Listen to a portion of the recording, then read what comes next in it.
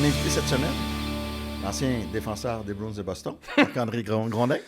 Salut! J'ai fait la même entrée que Marc Labrèche, mais c'était l'ancien coach du Canadien. Je ne le ferai pas à chaque fois, mais là, vous êtes les deux premiers artistes Ben oui, que j'invite pour... je suis très flatté.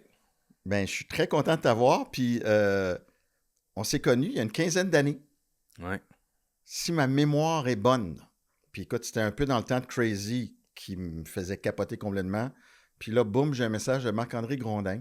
Je ne sais pas si c'est parce que tu préparais Goon, puis là, tu me parlais du mais je me demande Centre si on Bell. s'était pas croisés dans un bar. Ah, ça se peut, ça aussi. On s'est croisés dans un bar parce que c'est pas mon genre d'écrire random, Non, hein? malheureusement, là, genre... Ah, ça rend l'histoire plus belle. Ouais, quand même. mais on a dû se croiser, puis t'as dû me dire, genre, écris-moi.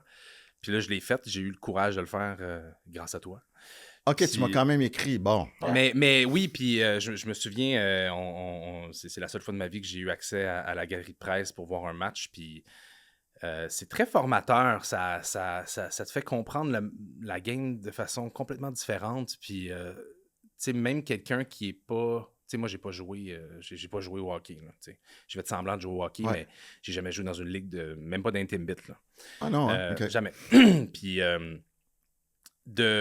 je comprends la game quand même, Ouais. mais il y a plein de choses qui m'échappent aussi, même si je la regarde assidûment.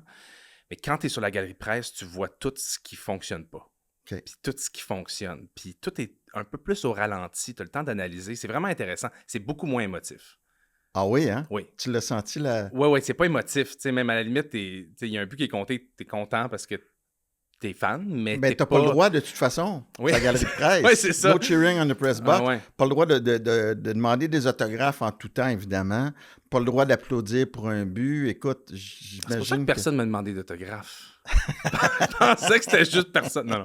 Écoute, j'ai aucun souvenir. Ben, j'ai le souvenir que tu étais venu sur la galerie de presse, mais si tu me demandais le score, le match, les moi non circonstances plus. que je faisais, je me rappelle pas. Moi non plus. Je Je me me- souviens du moment que j'ai passé avec toi, par exemple. Mais je me rappelle aussi qu'on est sortis quand même pas mal. Écoute, c'est une période de ma vie où je venais de me séparer, fait qu'on sortait.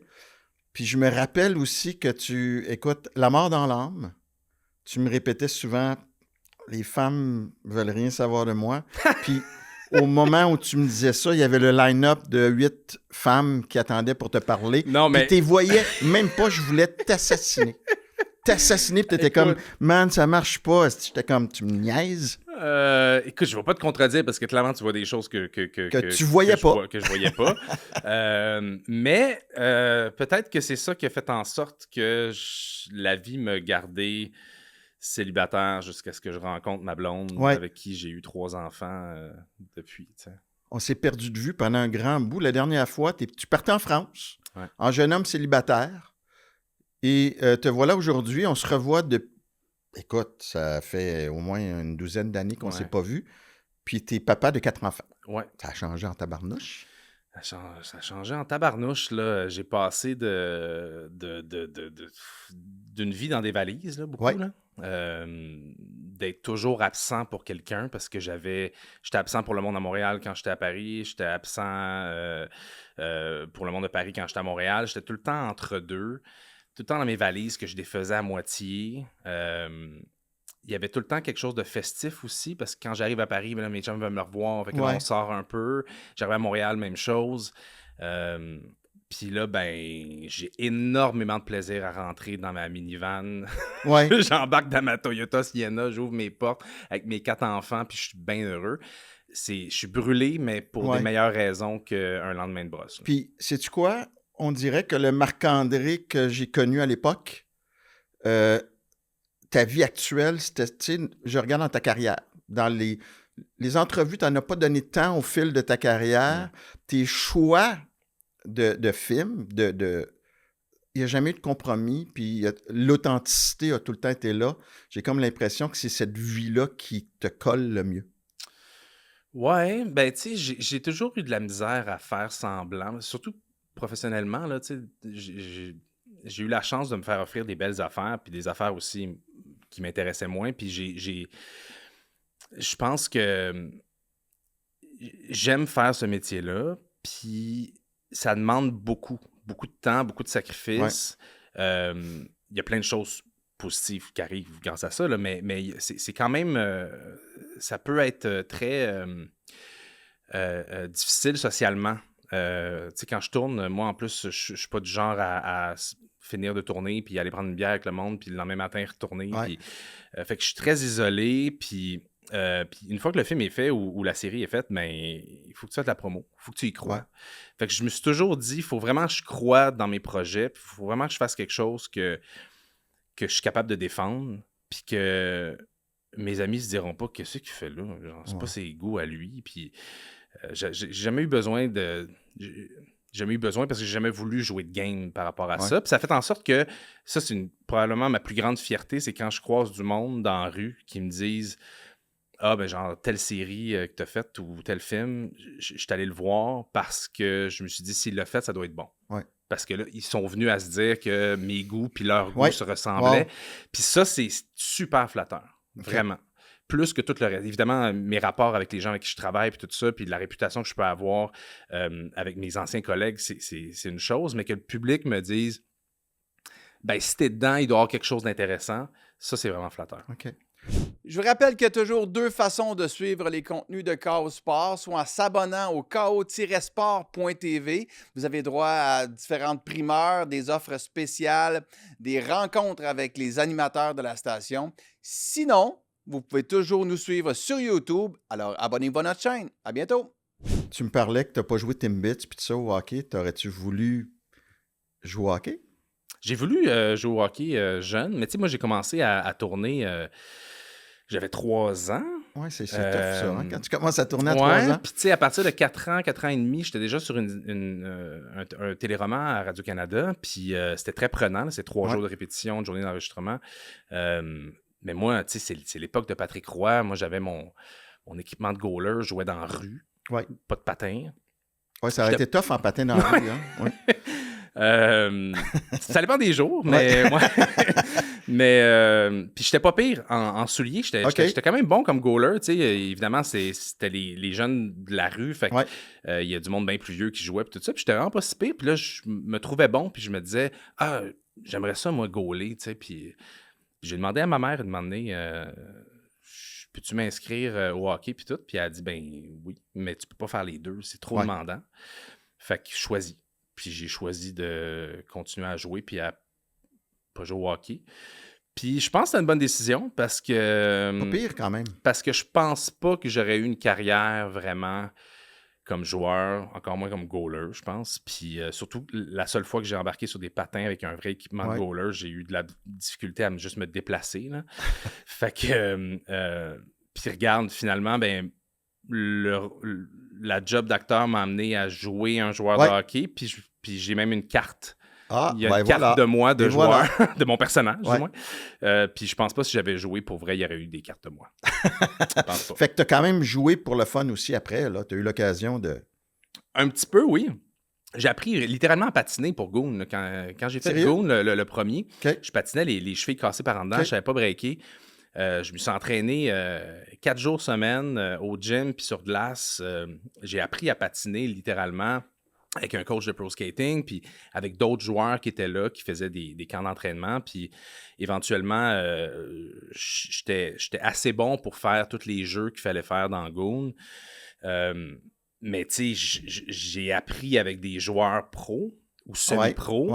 Fait que quand tu arrives après ça dans une ligue de garage, tu te rends compte à quel point t'es poche parce que la passe, ben, elle n'arrive pas direct sur ta palette à bonne vitesse parce que les gars étaient smart, là, ils savaient qu'ils ne pouvaient pas me faire une passe de la Ligue nationale non plus. Là.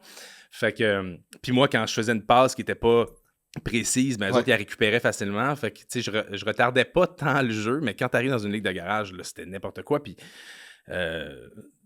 ben, écoute, tu m'as amené une fois à jouer au hockey dans ta ligue. T'es-tu amené?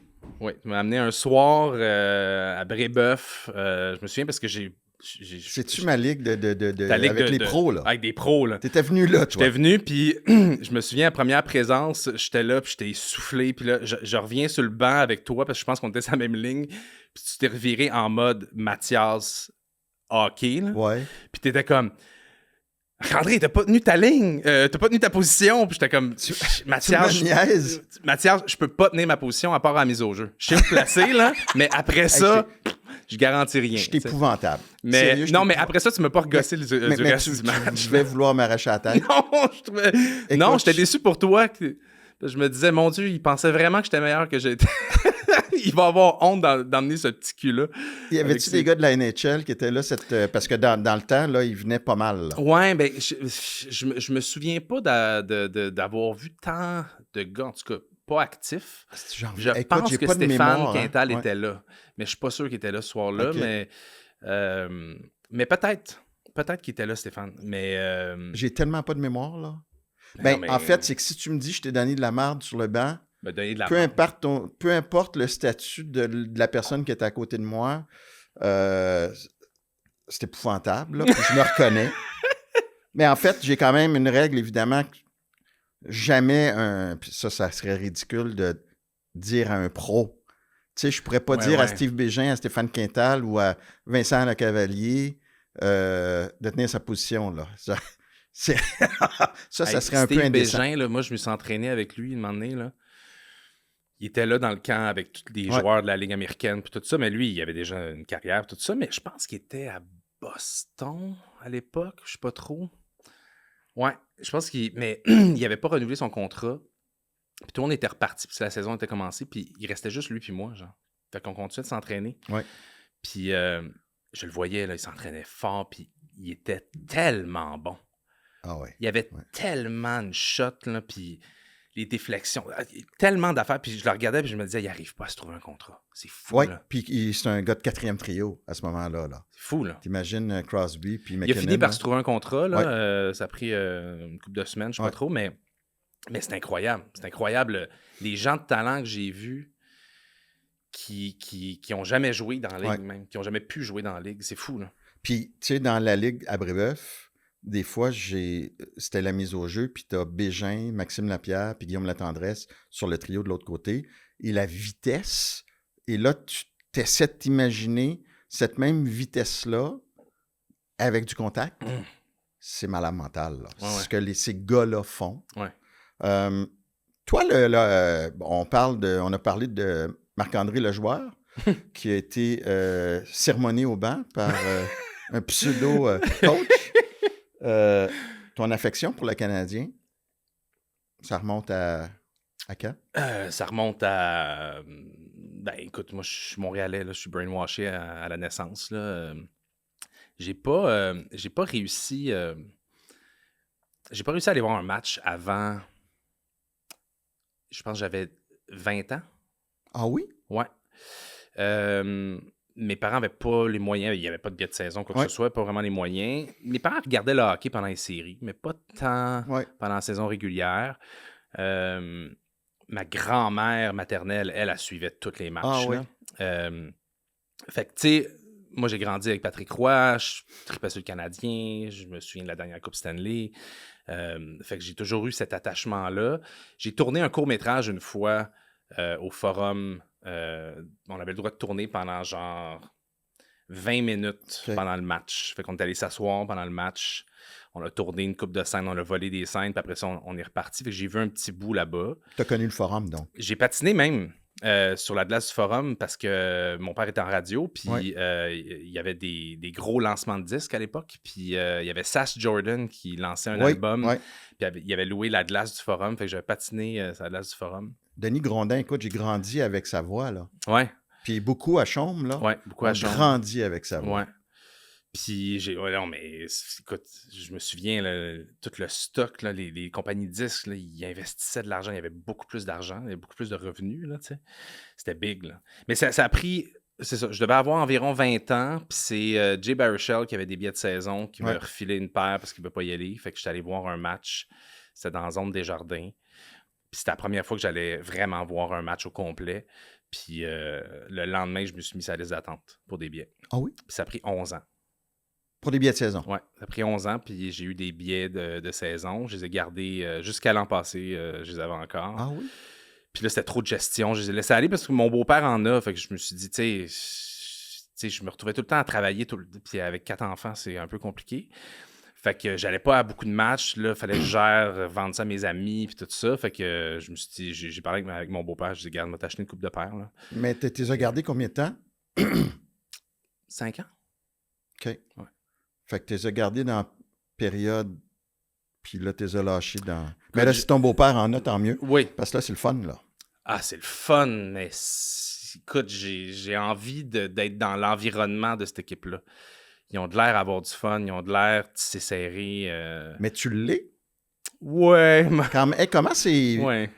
C'est drôle parce que le hasard total, j'ai reçu Marc Labrèche il y a quelques semaines, qui est à l'origine du projet La Reconstruction. Ah oui? Oui. Je savais même pas. Oh oui. Ben écoute, avec Guy Villeneuve et France Margaret qui aiment beaucoup Marc Labrèche, puis ça s'est fait dans l'Oge quand Marc était là. Et là, j'ai celui qui fait la narration. Comment ça s'est présenté? Moi, je connais bien Fairplay parce que je travaille avec eux comme producteur. Oui. Mais j'étais pas au courant de ce projet-là. Il va falloir accrocher une photo de Guy Villeneuve. Ben oui, mon Dieu, les oreilles doivent y sciller. Le beau-père de mes enfants. Ben oui, en plus, tout est dans tout. Oui. Puis j'ai reçu un coup de fil un jour, puis ils m'ont dit est-ce que tu serais intéressé à faire la narration d'une série documentaire sur le Canadien de Montréal? Je suis prêt à faire n'importe quoi pour le Canadien de Montréal quasiment. Là, fait que j'ai dit oui, mais là, ils ont fait OK, ben c'est pas une offre parce qu'il faut que le diffuseur, Bell et le Canadien de Montréal acceptent. Ouais. T'approuves. Fait que j'ai dit ben moi, je suis all-in. Fait qu'ils ont envoyé mon nom. Et super rapidement, le Canadien de Montréal m'a approuvé. J'étais vraiment flatté. Tu as été approuvé. J'ai été approuvé. Super. Puis c'était un petit peu plus long avant que Bell réponde. Mais Bell m'a approuvé aussi, là, genre dans la même semaine. Là. Fait que c'est vraiment une belle expérience. C'est le fun, parce que j'ai l'impression de...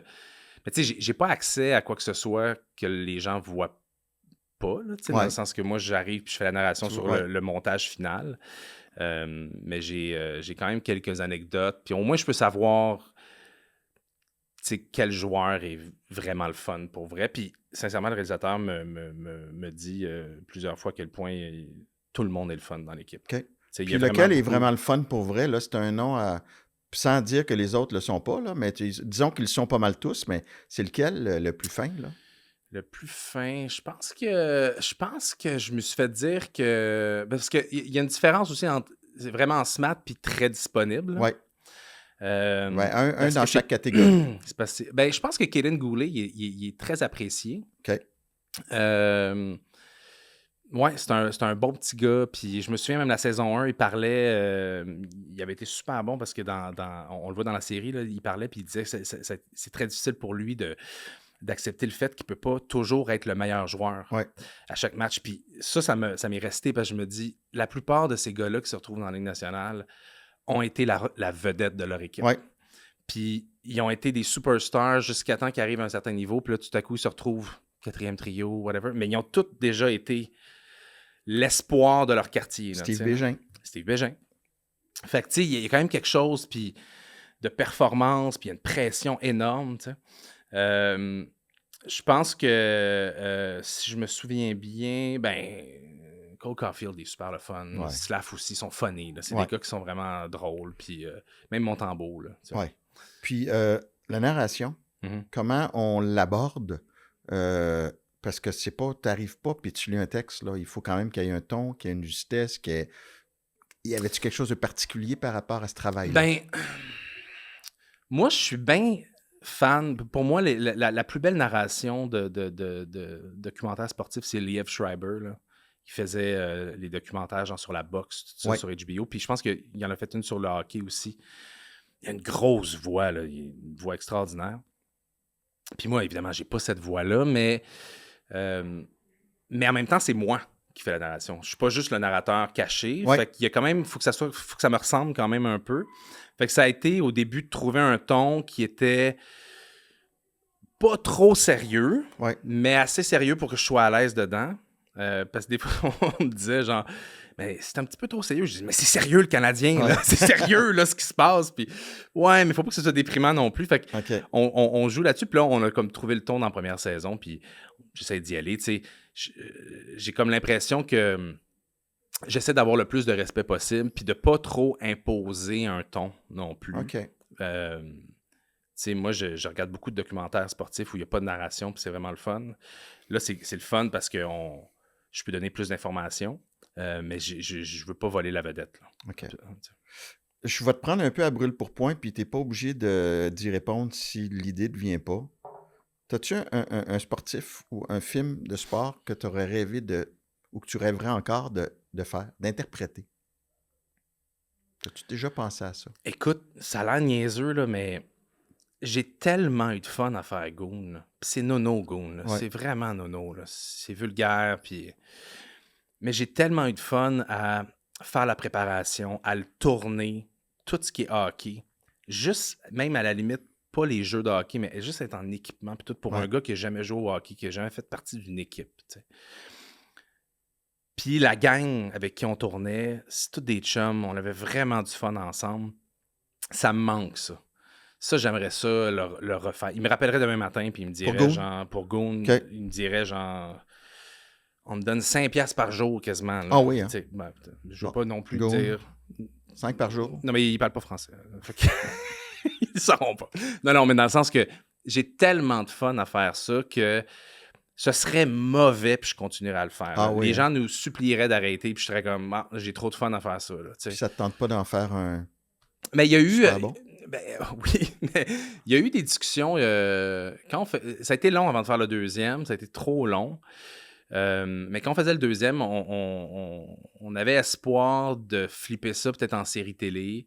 Ça a été dans discussion pendant une couple d'années, puis finalement, tout le monde est parti sur d'autres affaires, fait que c'est comme un peu mort.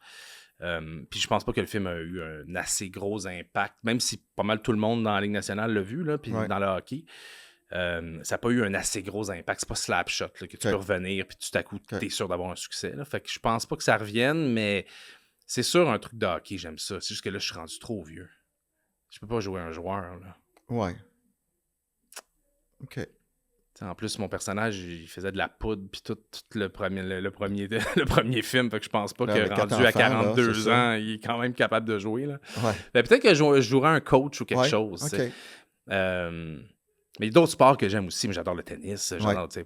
Mais je pense que je suis rendu à l'âge où c'est difficile d'imaginer un rôle où je ferais un athlète. Là. Peut-être en curling. Là.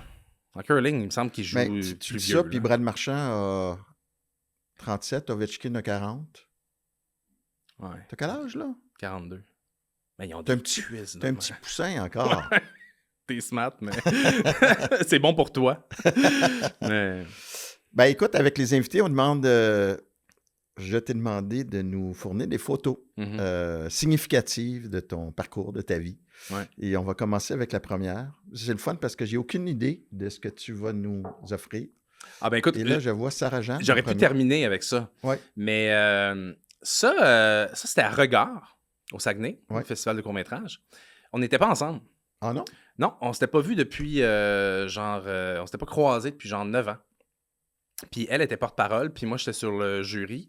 Puis on s'est croisés 2 fois au festival, dont à ce moment-là, mais on s'est même pas parlé. C'est le photographe qui a dit « Hey, pouvez-vous vous mettre ensemble prendre une photo? » Puis jamais j'aurais cru que quelques années plus tard, je me serais retrouvé avec elle, avec 3 enfants. Puis... Mais à ce moment-là, là, dans cette tête-là, là, avec elle à côté de toi, y a-tu quelque chose déjà ou pas à ce moment-là?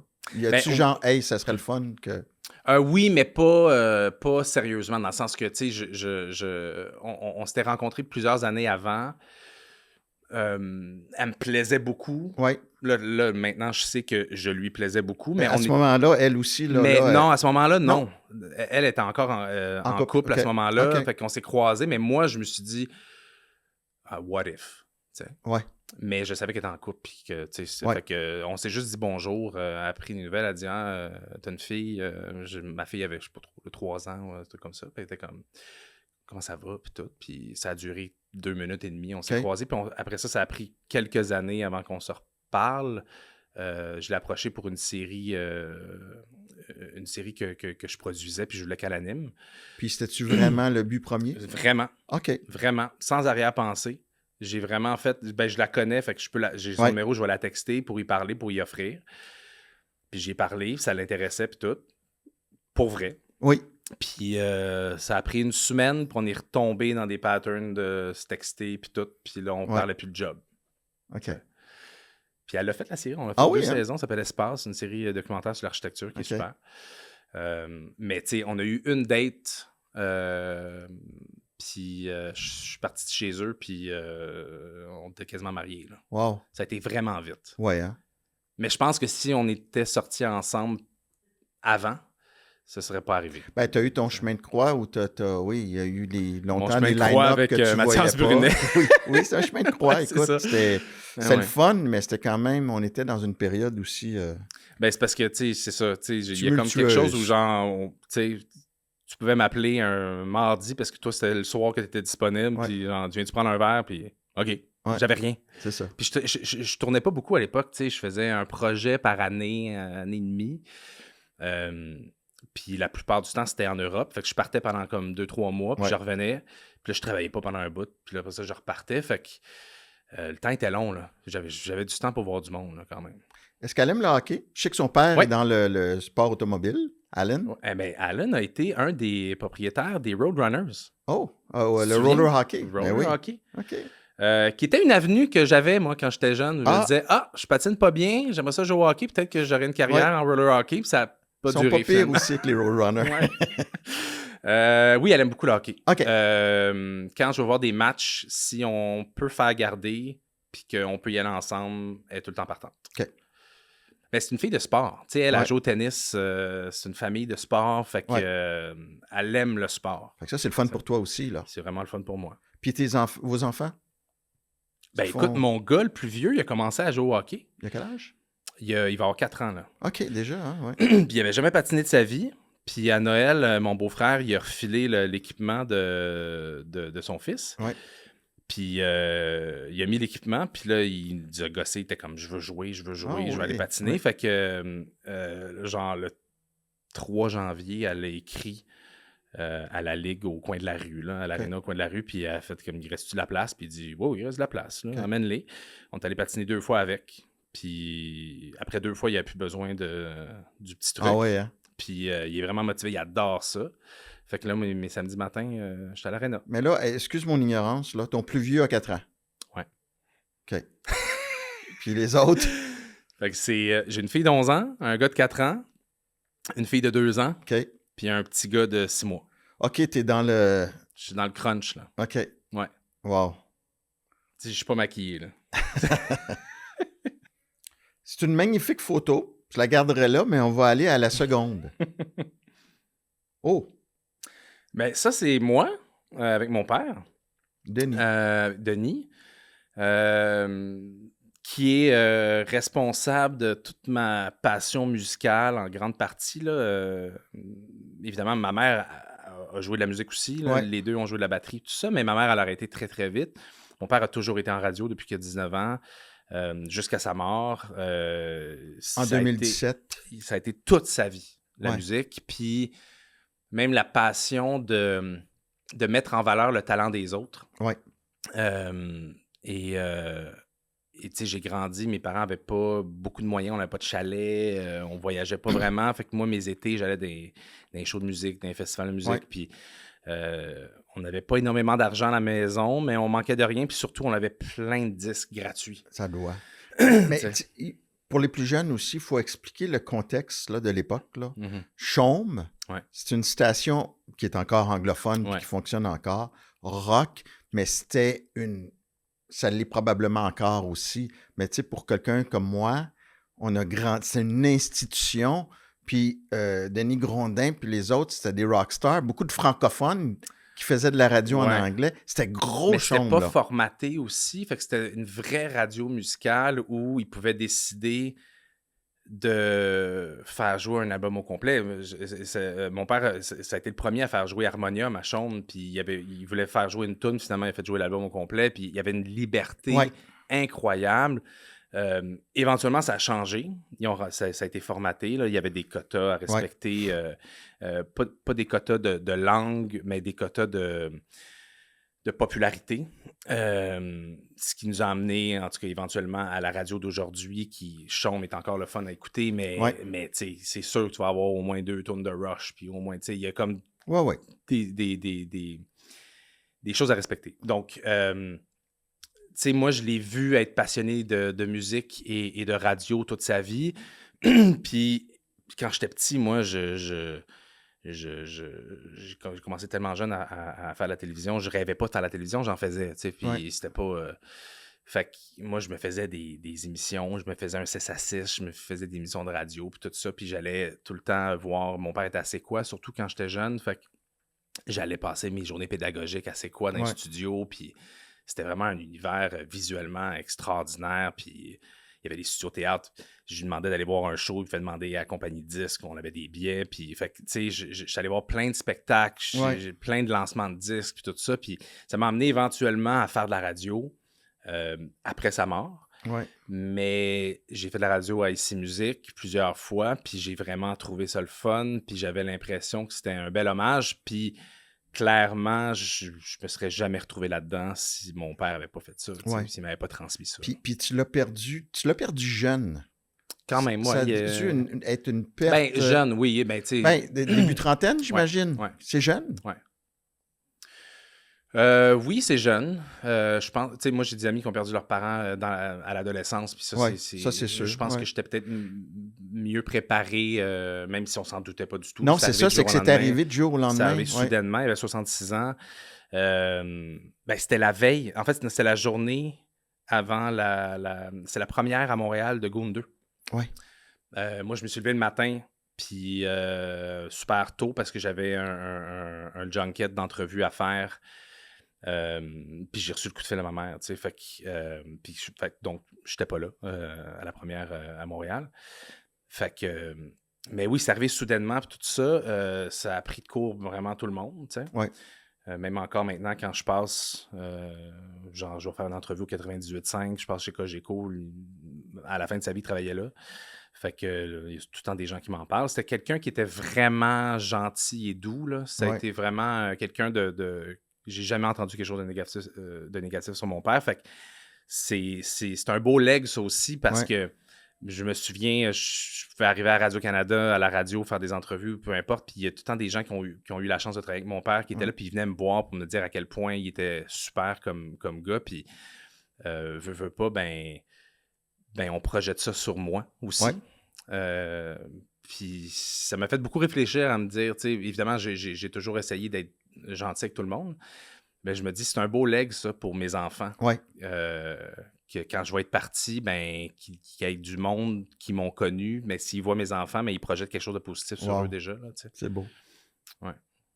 On va y aller avec la troisième. C'est tout le temps tough de couper après quelque chose comme ça. Mais... Ça, c'était sur un signe de feu, qui était le premier téléroman que j'ai fait avec Nathalie Gascon, Gilbert Scott.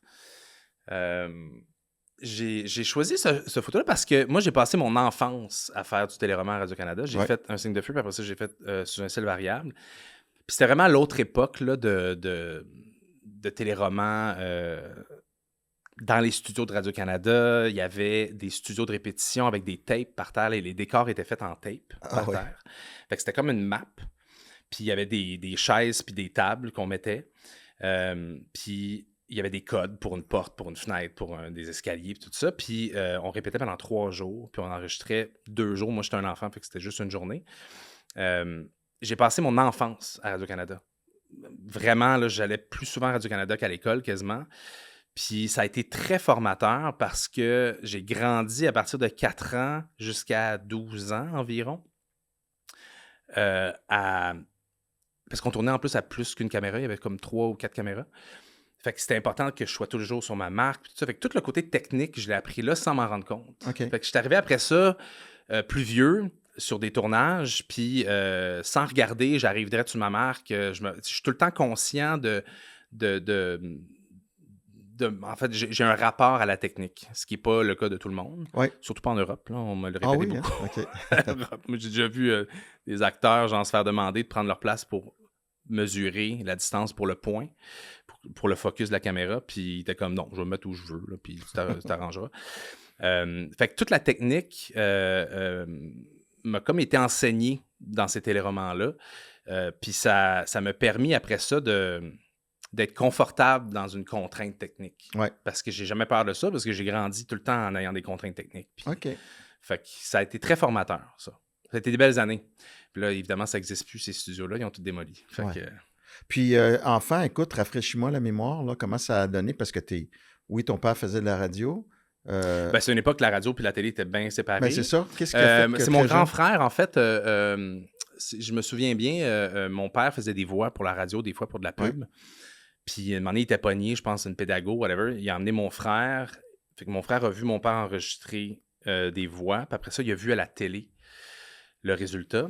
Puis là, il a commencé à gosser mes parents, mon grand frère, pour être dans la télé, pour faire de la télé. Puis mes parents connaissaient rien. Puis, un moment donné, mon père a demandé à quelqu'un... Hey, mon fils me gosse avec ça, je sais pas quoi faire. Ouais. Puis il a fait, moi je connais une agence de casting, tu peux envoyer photo CV. Fait que CV, il n'y avait rien. Il y avait juste une photo. Puis c'était, je pense, c'était Lucie Robitaille qui est devenue, qui était même, je pense à l'époque, une très grande agence de casting. Fait que mon frère a commencé à passer des auditions, à faire quelques projets. Moi, j'étais tout petit, j'avais comme 1 an et demi environ. Fait que j'ai grandi en accompagnant ma mère et mon frère sur des plateaux. Puis éventuellement, mon frère allait à une audition de pub là, où il voyait genre 200 enfants. Puis ils m'ont demandé, tu veux-tu passer l'audition toi aussi? Puis moi, je voulais faire comme mon frère parce que lui, il allait à l'autre bord de la porte. Puis j'avais pas le droit. Fait que j'ai pu le faire. Fait que je suis allé. Puis là, j'étais bien dégourdi puis bien à l'aise étant donné que j'ai grandi entouré d'adultes, tout ça. Fait que j'ai eu la job, puis j'ai fait de la pub. Puis après ça, ça s'est enchaîné assez rapidement. Puis tu sais, sur un signe de feu, mon frère était dessus aussi, il faisait un enfant d'une autre famille. Fait qu'on travaillait les deux sur le même téléroman. Tu sais. OK. Ouais. On y va avec la prochaine. Ça, c'est dans L'Affaire du Monde. Je te reconnais pas. J'avais des cheveux en plus à l'époque, mais on les cachait. Ça, c'est sur L'Affaire du Monde, un film de Pods. J'ai choisi ça parce que ça a été vraiment un moment important dans mon parcours de jeu parce que, évidemment, je n'étais pas super jeune là, quand même. Là. J'ai fait L'Affaire du Monde puis j'étais peut-être 30 ans, un truc comme ça. Ou peut-être un petit peu avant, là, fin vingtaine. Mais Pods me proposait ce personnage-là. Puis... évidemment, moi, je tripais sur ce qu'il faisait et tout ça. Fait que j'avais envie de le faire, mais j'étais comme, tu sais, je ressemble pas c'est inspiré d'une histoire vraie. Fait que j'étais comme, je ressemble pas au vrai gars. Puis ils disent, on s'en fout, on va te déguiser. Dans le sens que c'est ça le but du jeu d'un acteur, de se déguiser. Puis j'étais comme, ben oui, on n'est pas habitué à ça. Tu sais, au Québec, on fait pas beaucoup ça.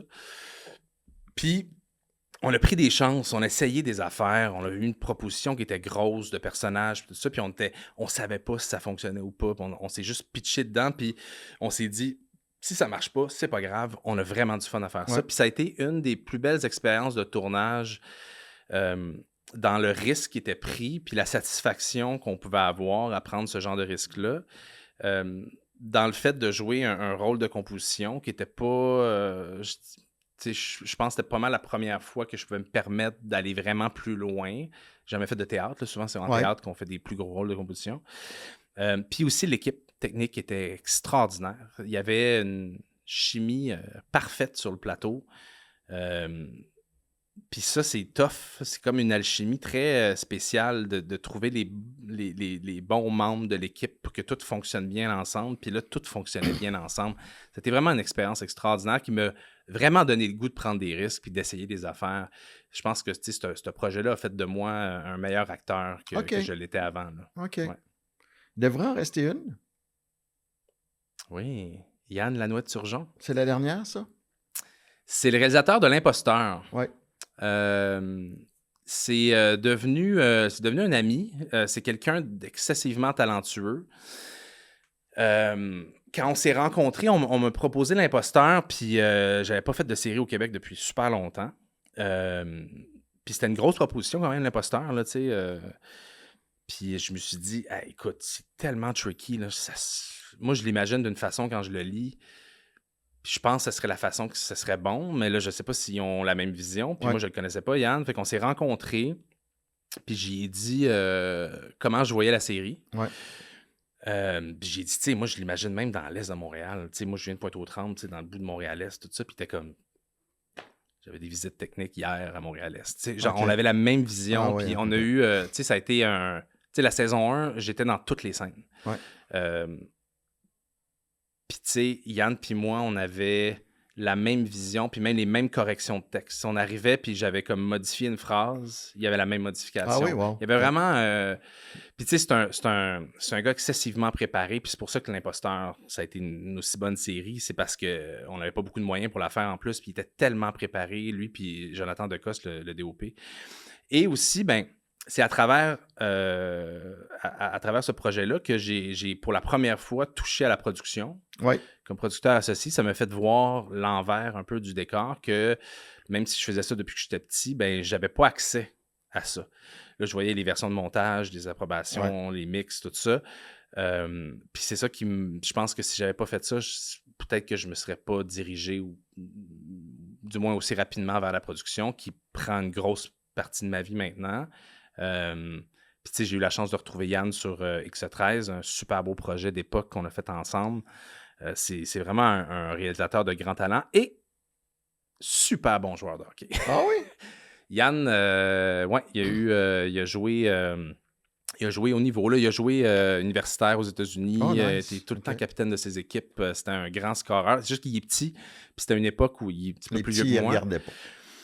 Ben, les petits ne pouvaient pas rêver d'accéder à la Ligue nationale. Puis Yann, je pense, assez rapidement, de toute façon, sa passion, c'était le cinéma. Puis il avait envie de réaliser. Fait que il faisait l'université avec genre Eric Cole puis plein d'autres joueurs qui ont gagné des coupes par la suite. Puis quand il est revenu, j'ai pas envie de raconter sa vie, peut-être qu'il n'a pas envie que je raconte ça, mais quand il est revenu, il était à l'Inis. Il est revenu après ça, il était allé à l'Inis, puis il jouait genre avec les Chiefs de Laval en même temps. Ah oui, OK. Puis il était comme, des fois, j'étais assis sur le banc, puis ça faisait 20 minutes que le match était commencé, puis il y avait 2 secondes au cadran parce que tout le monde se battait.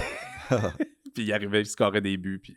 Est-ce qu'il tenait sa position? Oui, oh, oui, tenait sa lui, position, lui. Oui, puis c'était un gros patin. Écoute, moi, j'ai pas joué au hockey avec, mais j'étais allé driver des balles. J'ai joué au golf. Moi, je suis vraiment pas bon au golf, mais il y a une drive de joueur de hockey. Oui, là. Il y a une drive incroyable. Là, je suis curieux, puis je vais avoir l'air du gars qui demande au band de jouer son premier gros hit en carrière, puis que pas de photo de Crazy. Non. OK. Ben, c'était trop évident, là. Ouais. Dans le sens que... Puis c'est correct, c'est pas un reproche. Non, là. non, mais j'y ai pensé... C'est un des grands films de l'histoire au Québec. Oui, je sais, mais tu sais, dans les dernières années, il y a eu beaucoup de... Tu sais, il y a eu le décès de Jean-Marc Vallée, il y a eu le décès de Michel Côté, il y a eu le fait que le film, ils ont renégocié les droits, puis ils ont ressorti le film parce que le film n'était plus disponible pendant genre 10 ans de temps quasiment, là. Il y a eu, tu sais, j'ai fait de la mise en scène d'un spectacle hommage à Jean-Marc pendant le festival de jazz il y a 2 ans. Il y a eu beaucoup de choses autour de Crazy, fait que je me retrouve beaucoup à parler de Crazy, puis je veux pas sonner comme le gars qui raconte tout le temps la même affaire. Ouais. Puis je me suis dit, j'ai essayé d'avoir une approche un peu différente. Puis là, dans l'exercice que tu me demandais de faire, je me suis dit, ben, je trouvais ça intéressant d'aller un petit peu ailleurs. Ouais, c'est sûr. De montrer autre chose. Ouais, c'est peut-être moi là, qui... Mais Parce c'est que sûr c'était et un certain, rôle tellement pivot. Puis... Écoute,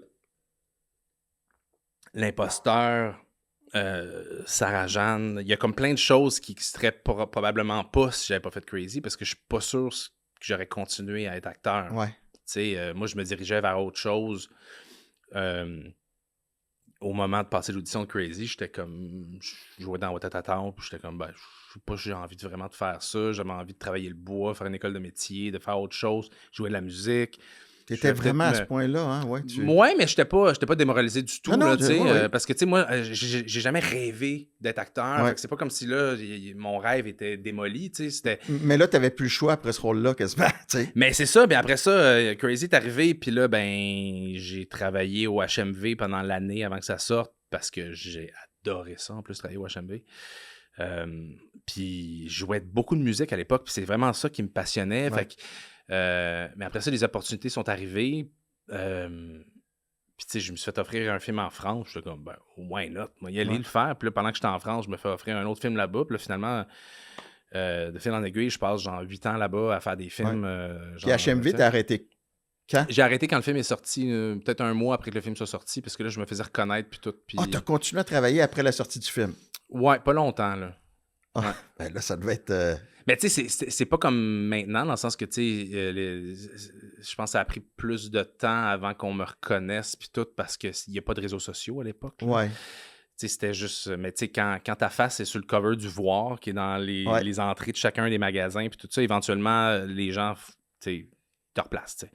Fait que... Puis Ça les devait gens être, aussi ouais. ils étaient moins bombardés d'images que Ouais. maintenant, tu sais. Mais ça devait être spécial d'arriver au HMV puis de voir ta face sur le cover pareil, puis de vendre des.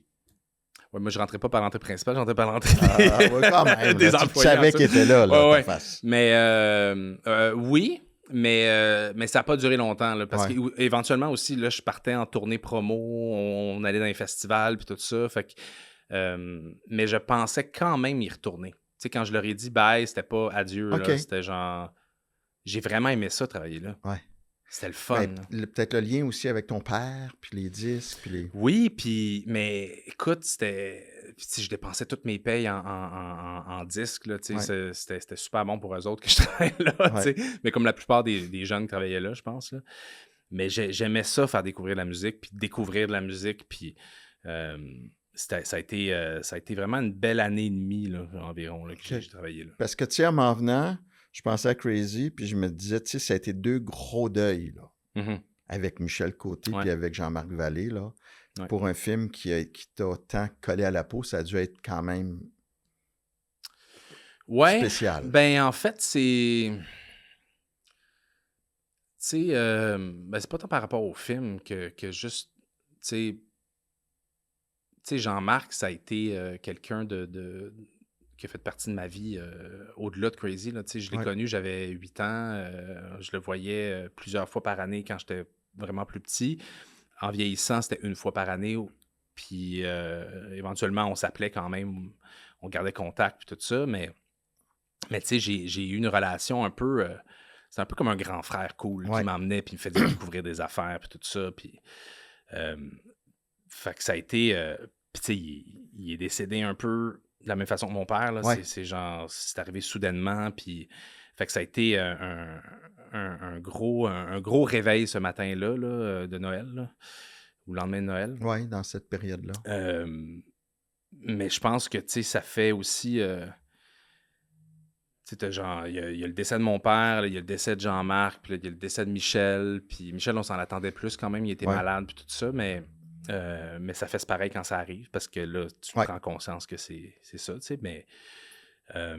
fait que, tu sais, il y a comme cette affaire-là de genre, t'es le prochain, là, tu sais, il y a comme cette affaire-là un peu, là, tu sais, OK. puis dans une famille même, tu sais, j'ai déjà discuté avec un médecin de tout ça, où les hommes ont souvent l'impression, quand leur père décède, que c'est eux le prochain. OK. Ce qui n'est pas un sentiment nécessairement que les femmes ont quand leur mère décède. Je ne sais pas c'est où, là, puis j'encourage les psychologues à m'écrire Ouais. pour me l'expliquer, si c'est vrai. Mais ouais, il y a comme cette affaire-là d'un rappel de profiter du moment aussi, là. OK. Tu sais, puis Ouais. je pense qu'il faut se le répéter beaucoup, là, surtout quand tu as 4 enfants, puis tu es pris, puis que tu Ouais. es à bout, puis tu es Ouais. fatigué, puis... Avec ton plus vieux qui a 4 ans. Ouais, non, mais c'est pas... mais tu sais, c'est le tourbillon de Ouais. la vie, là, Ouais. tu sais, puis de prendre des moments aussi, là, du temps pour soi, du temps de couple, du temps de, tu sais, que ce soit juste d'aller dîner, Ouais. tu sais, parce que c'est difficile d'avoir des conversations et tout ça, puis d'essayer d'être là un peu partout. J'ai vu le documentaire sur Sylvester Stallone, là. Je pensais pas aimer ça, mais j'ai trouvé ça super bon, j'ai trouvé très philosophe, tu sais, Ouais. puis il disait, tu sais, lui... Dans le pic de sa carrière, il partait probablement tourner 6 mois, genre en Thaïlande, dans des films d'action et tout ça. Puis il était comme, tu sais, j'ai vécu ma vie professionnelle et tout ça, puis j'étais absent pour ma famille puis tout. Ouais. Puis il dit, là maintenant, je suis là, j'ai envie de passer du temps avec eux autres. Puis eux À autres sont 80, comme... ouais. Puis là, mes enfants, ils font comme, mais non, on a des vies, nous autres, de notre bord, on n'est pas là pour Ouais. te, tu sais. Puis il dit, j'aimerais ça retourner dans le temps puis être, tu sais, de savoir jongler Ouais. avec la vie professionnelle, la vie familiale, tout ça. Puis je pense que tu y arrives jamais parfaitement, mais tu sais, tant aussi longtemps que tu as ça en tête que tout ça peut s'arrêter du jour au lendemain. Ouais. Puis aussi, moi, je me souviens quand le lendemain que mon père est décédé, là, il y avait genre... je pense qu'il y avait genre la gang de la Meurthe qui était allée au chemin Roxham, là, genre manifester contre les immigrants qui traversaient la frontière. Puis j'étais comme... j'en revenais pas. Je me disais, hey, t'as la chance d'être en vie, là, puis tu prends ta journée pour aller manifester contre du monde que tu connais pas, qui cherche le bonheur. Ouais. Genre, ça me mettait tellement à l'envers, puis ça m'habite encore, ça, à quel point on gaspille du temps à haïr du monde qu'on connaît pas souvent. Plus que jamais en ce moment. Plus que jamais, en plus, puis... fait que, ouais, tu sais, je pense que toutes ces affaires-là qui sont arrivées, c'est plus ça que par rapport au film, tu sais, mais c'est sûr que, tu sais, c'est des gros symboles, puis je sais que à travers moi, on pense à Jean-Marc. À travers moi, on pense à Michel aussi. Même si, dans le fond, j'ai travaillé une fois avec Michel. Oui, mais... mais tu vois, je pense qu'il y a peut-être aussi cette proximité-là. Maxime Leflaguet, le fils à Michel, je l'ai connu il y a quand même longtemps. Puis, tu sais, même si j'étais pas proche de Michel, moi, tu sais, on n'a pas gardé tant contact, on s'est vu une couple de fois de même, mais quand on se voit, Maxime puis moi, il y a quand même une affection, je pense, qui est là, peut-être due à ça, d'une certaine façon. Tu sais. Il sait que je le sais à quel point son père était vraiment le fun. Ah oui. Ben, merci d'avoir pris le temps. Ben, ça me fait plaisir. Puis je te retiens encore un petit peu pour nos abonnés à KO Sport avec un S.TV pour 5 questions bonnies. Parfait. Ta ville préférée dans le monde? Je dois dire que je suis vraiment bien à Montréal, même si on chiale beaucoup sur Montréal, tout ça. Sinon, je m'étais toujours dit, un jour, je vais aller là, un jour, je vais aller là. Puis je passerais une soirée avec mon père, là, si j'avais le choix. Là. Qu'est-ce que tu diras à ton père? Toute l'équipe a comme tombé malade un après l'autre. Puis moi, la veille du gala, je suis tombé malade. Tout le long, je faisais juste penser au fait que faut pas que je pète.